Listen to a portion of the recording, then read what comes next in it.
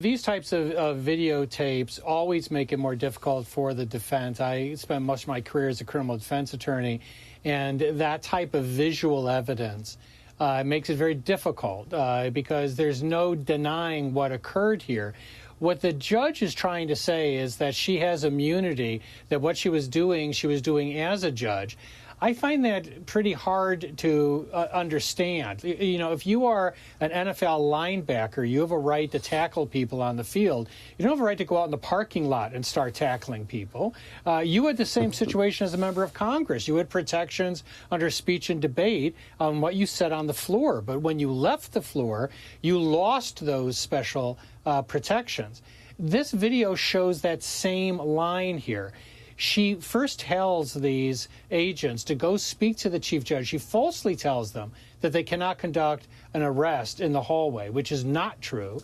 She tells them to go talk to the chief judge. And what does he say in response? He says, of course you can carry out the arrest in the hallway. So she was wrong. So she left her courtroom, and even though she was wearing a robe, that was not part of her courtroom, it was not part of her proceeding.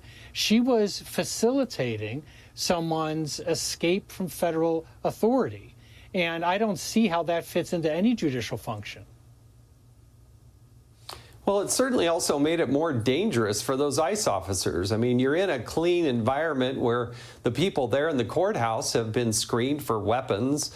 But then once you're on the outside, I mean, they had to chase this guy down. What kind of punishment can this judge be facing? Can she be disbarred? Should she be disbarred if these allegations are true? Well, Jason, one of the point you made initially should be amplified, because if you look at the end of that tape, what happens when he runs out of the building? He runs right in front of a car, and those agents that have to follow him in that traffic, what if the car had hit him? What if they hit an agent? That's what happens when you allow someone you facilitate their escape and move it into a public area. That's exactly what the agents wanted to avoid, because in a hallway in a courtroom, people you know are not armed. It's a closed space. You can prepare for it. Now, in terms of her punishment, quite frankly, I think this judge is hoping for jury nullification. I think she's hoping this is a very liberal district. She'll get a very favorable jury. She just got a remarkably favorable judge. She was assigned randomly a judge who was rebuked because he had written and said things publicly that were raw and political against Trump and against the conservatives on the Supreme Court.